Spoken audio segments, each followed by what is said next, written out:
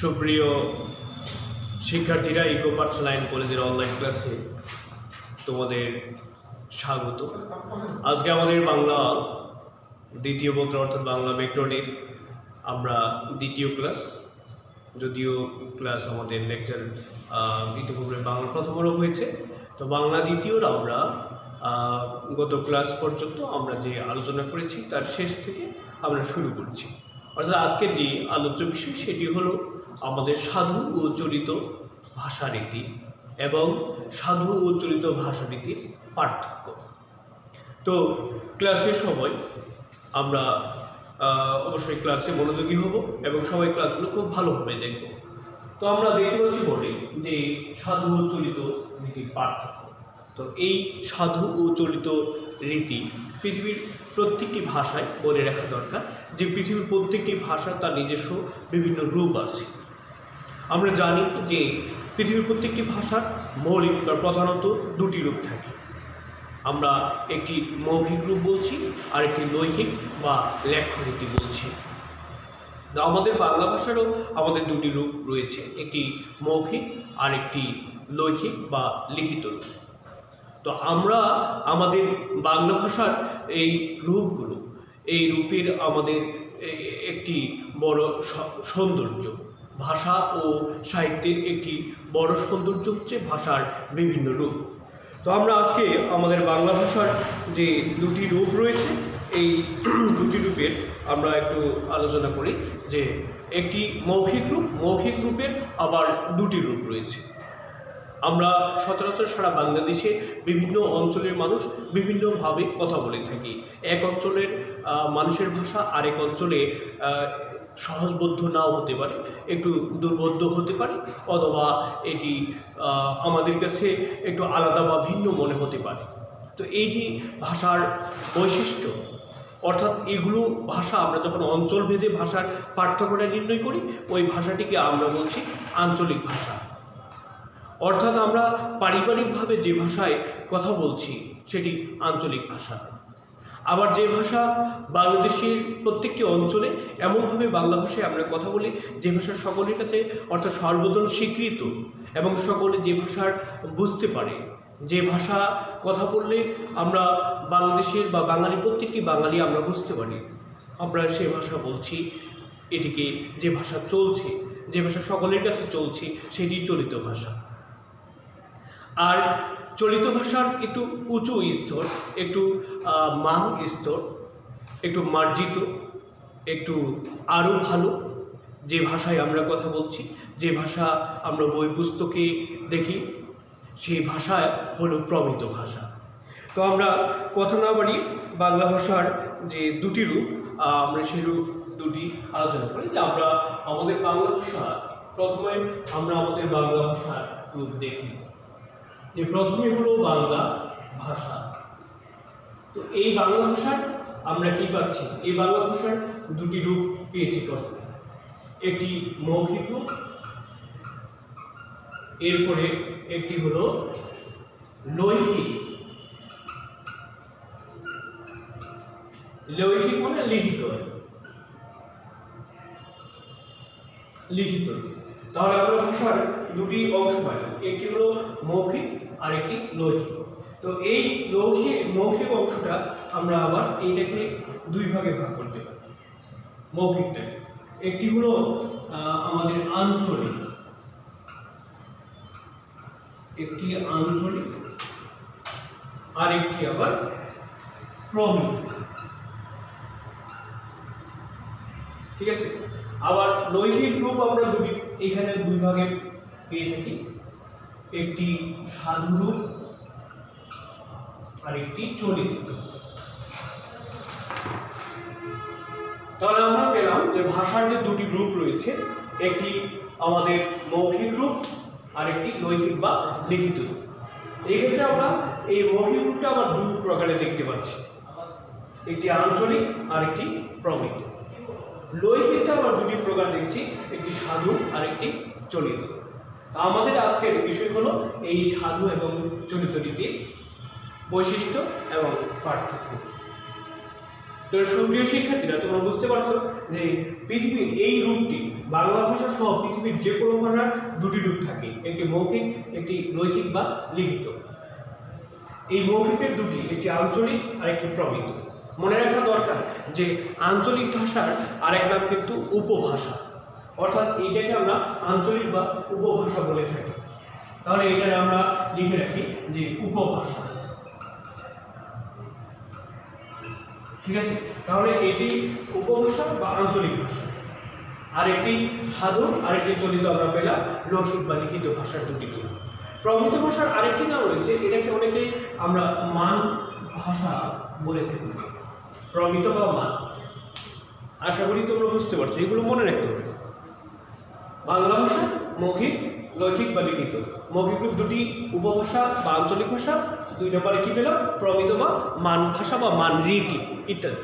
এরপরে আমরা দেখছি লৌকিক বা লিখিত ভাষার দুটি রূপ, সাধু এবং চলিত রূপ। আশা করি বুঝতে পারছো। এখন আমাদের বিষয় হলো যে সাধু ও চলিত রীতি। এখন সাধু ভাষা আমরা জানি যে এটা আমাদের 1800 সাল থেকে এটা ব্যবহৃত হয়ে আসছে। সাধু ভাষা কি? সাধু ভাষা হচ্ছে সাধুজনের ভাষা, শিষ্টজনের ভাষা। অর্থাৎ সাধু ভাষার যে বৈশিষ্ট্য আমরা দু একটি আলোচনা করি। সাধু ভাষার আমরা বৈশিষ্ট্যগুলো দু একটি আমরা লিখে রাখি। এটি মিশিয়ে দিলাম। সাধু ভাষা আমরা দেখছি যে সাধু ভাষা হলো এমন একটি ভাষা যে ভাষার সমাজের সাধারণ মানুষ এই ভাষাটি কথা বলতে পারে। তো সাধু ভাষার আমরা প্রথমত বৈশিষ্ট্যগুলো মনে রাখবো। প্রথমেই সাধুর বৈশিষ্ট্য আমরা যেমন এই ভাষাটি 1 নম্বরে মনে রাখতে হবে যে ব্যাকরণ সম্মত। কি মনে রাখবো? যে ভাষাটা হলো ব্যাকরণ সম্মত। ভাষাটি হলো ব্যাকরণ সম্মত। এটা আমরা নাম্বার 1 পেলাম তার বৈশিষ্ট্য, ঠিক আছে। অর্থাৎ সাধু ভাষা ব্যাকরণের নিয়ম অনুসারে চলে, অর্থাৎ সাধু ভাষা ব্যাকরণের নিয়ম অনুসারেই হয়। ওকে, তার মানে কি? তো এটা যদি সাধু হয়, এই পাশে আমরা চলিত একটা বৈশিষ্ট্য বলে রাখি যে চলিত কি হইল। চলিত তাহলে এটা কি? চলিতটা আমরা এটা মনে রাখতে হবে যে চলিত তাহলে এটা ব্যাকরণ সম্মত নয়, অর্থাৎ ব্যাকরণ শতভাগ ব্যাকরণের নিয়ম অনুসরণ করে না। মানে এটা ব্যাকরণ সম্মত, অর্থাৎ ব্যাকরণের নিয়ম অনুসরণ হয়, আর এটা পুরোপুরি ব্যাকরণ কি করে না, অনুসরণ করে না, পুরোপুরি ব্যাকরণ সম্মত নয়, ব্যাকরণ সম্মত নয়, ঠিক আছে। এটা একটা বৈশিষ্ট্য বা পার্থক্য আমরা পাচ্ছি। এরপরে নাম্বার 2 আমরা দেখছি যে সাধু ভাষায় তৎসম শব্দের ব্যবহার বেশি, তৎসম শব্দ ব্যবহার বেশি।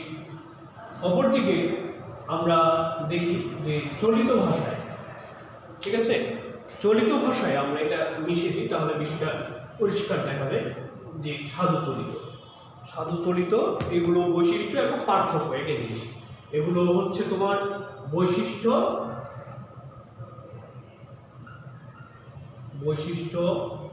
অথবা পার্থক্য, ঠিক আছে। তাহলে তৎসম শব্দ এখানে বেশি থাকে সাধু ভাষায়, আর চলিততে তদ্ভব শব্দের ব্যবহার বেশি, তদ্ভব শব্দের ব্যবহার বেশি, ঠিক আছে। এখন সাধু ভাষা হচ্ছে তোমার লিখিত ভাষা, এটা হলো লিখিত ভাষা। আর চলিত ভাষাটা হলো এটা মুখে ও লিখিত, এটাও লিখিত, তবে এখানে মৌখিক ভাষাও আছে, অর্থাৎ এটা ভাষায় আমরা কথা বলে থাকি। এরপরে আমাদের সাধু ভাষায় আমরা সাধু ভাষাটা হলো গুরু গম্ভীর, এটা হলো গুরু গম্ভীর। আর আমাদের চলিত ভাষাটা হলো চটুল, এটা গুরু গম্ভীর নয়।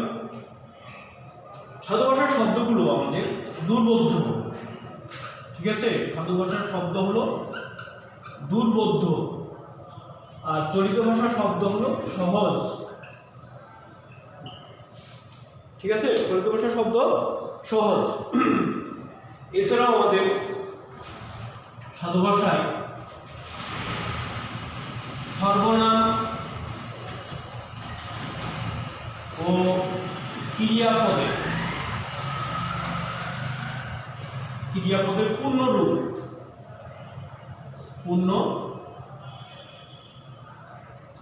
রূপ হয়। ঠিক আছে, ক্রিয়াপদের পূর্ণ রূপ, আর চলিত ভাষায় সংক্ষিপ্ত রূপ, ক্রিয়াপদের সংক্ষিপ্ত রূপ।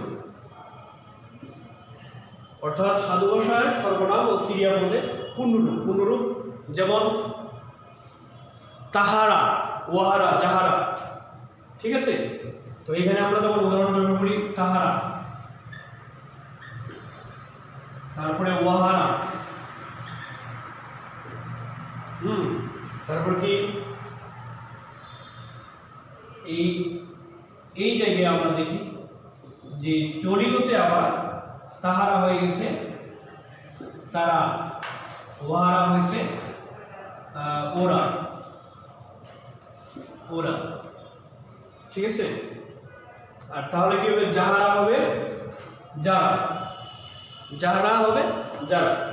তো এইরকম আমাদের আরেকটি গুরুত্বপূর্ণ বিষয় হলো যে সাধু ভাষায়, এখানে মনে রাখতে হবে যে সাধু ভাষা যেহেতু লিখিত ভাষা, সেই কারণে আমাদের এই লিখিত ভাষা হওয়ার কারণে এটি বক্তৃতা, নাটক বা সংলাপে, ঠিক আছে, বক্তৃতা, নাটক বা সংলাপে অনুপযোগী। অর্থাৎ সাধু ভাষা এটা বক্তৃতা,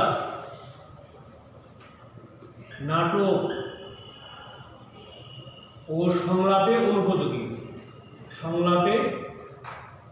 এটা অনুপযোগী মনে রাখতে হবে। আর চলিত ভাষায় কিন্তু এটা যদি মুখের ভাষা, এই জন্য নাটক, সংলাপে এটা উপযোগী, এটা হলো উপযোগী, আর এটা হলো অনুপযোগী। তাহলে এটা হলো অনুপযোগী, এটা মনে লিখে রাখে, অনুপযোগী। ঠিক আছে, তাহলে আমরা কি পেলাম যে সাধু ভাষাটা এটা নাটক, সংলাপে বা বক্তৃতায় অনুপযোগী, আর চলিতটা হলো উপযোগী, নাটক, সংলাপে উপযোগী। ঠিক আছে, এইভাবে আমাদের আরো অনেক বৈশিষ্ট্য বা পার্থক্য রয়েছে, এগুলোর মূল বৈশিষ্ট্য বা পার্থক্য আমাদের ছিল। আশা করি তোমরা বুঝতে পারছো। এখন এখানে একটি কথা বলে রাখা দরকার যে আমরা যে বলে থাকি বা পড়ে থাকি যে ক্রিয়াপদ বা সর্বনামে সাধু ভাষা সংক্ষিপ্ত হয়, আমরা যে বলছি যে ক্রিয়াপদ বা সর্বনামে। এখন আমরা ক্রিয়াপদ যেমন পড়িয়া ছিলাম সাধু ভাষায় লিখছি, বা গিয়াছিলাম, হ্যাঁ, অথবা করিব, এগুলো ক্রিয়াপদ, এগুলো হচ্ছে ক্রিয়াপদ। তো একইভাবে এগুলোর যদি আমরা চলিত করি তাহলে পড়িয়াছিলাম হয়ে যাবে পড়েছিলাম, তারপরে গিয়াছিলাম হবে গেছিলাম, তারপরে করিব হবে করব, এরকম। তো এইটা হলো ক্রিয়াপদের ব্যবহার। কিন্তু সর্বনামও আমরা ইতিপূর্বে বলে দেখিয়েছি। তো সর্বনাম ক্রিয়াপদ ছাড়া সাধু ভাষা এবং চলিত ভাষার পার্থক্য কিন্তু প্রত্যেকটি পদে আছে, অর্থাৎ বিশেষ্য পদও আছে।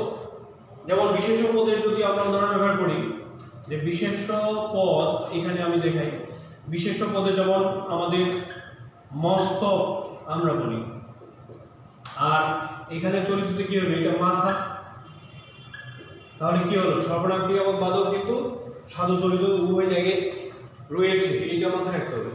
তারপরে আমরা হস্ত, এটার পরবর্তীতে কি হয়েছে হাত, ঠিক আছে, এই গেল বিশেষ্য। এখন আমাদের বিশেষণও রয়েছে। বিশেষণ যেমন কি, বিশেষণ হলো বিশেষণ যেমন বর্ণ, এটা আছে, এটা হয়ে যাবে কি বুনু, ঠিক আছে, বিশেষণ। তাহলে আমরা বিশেষ্য, বিশেষণ এবং অব্যয়ের ক্ষেত্রেও পার্থক্য রয়েছে। এখন আমরা বলছি অদ্য, এটা অব্যয়, এটা হলো অব্যয়, অব্যয়ের ক্ষেত্রেও পার্থক্য রয়েছে। অদ্য হয়ে গেছে আজ, তারপরে আছে অদ্য, অদ্যপ্য, তারপরে আমরা জানি যে প্রায়শ, এগুলো অব্যয়ের সাধুরূপ। তো এগুলো আমরা কি করছি, অদ্যটা আজ হয়ে যাচ্ছে, হ্যাঁ, অদ্যপ্য, আজও, প্রায়শ, প্রায়, এইগুলো হচ্ছে। তার মানে কি বোঝা গেল যে প্রত্যেকটি পদের সাধুরূপ আছে এবং প্রত্যেকটি পদের আমাদের চলিত রূপ রয়েছে। বিশেষ্য, বিশেষণ, সর্বনাম, অব্যয়, ক্রিয়া সব জায়গায় আমাদের চলিত রূপ রয়েছে। আমরা সাধু চলিত রীতির যে বৈশিষ্ট্যগুলো দেখলাম, এগুলো আমরা অবশ্যই ভালোভাবে চর্চা করব এবং এইগুলো ছাড়াও আরও দু একটি আমাদের আনুষঙ্গিক কিছু রয়েছে। তো প্রধানভাবে আমরা আরও কিছু আলোচনা আমাদের করা যেতে পারে। তো এগুলোই হচ্ছে মূল বিষয়, আমাদের পাঠ্য বিষয়ে যা রয়েছে তা তোমাদের দেখানো হলো, এগুলো মনে রাখলেই যথেষ্ট। আগামী ক্লাসে আমরা এর পরবর্তী ব্যাকরণের বিষয়টা আলোচনা করব। আজকে এই পর্যন্ত, সবাই ভালো থেকো, সুস্থ থাকো, ধন্যবাদ।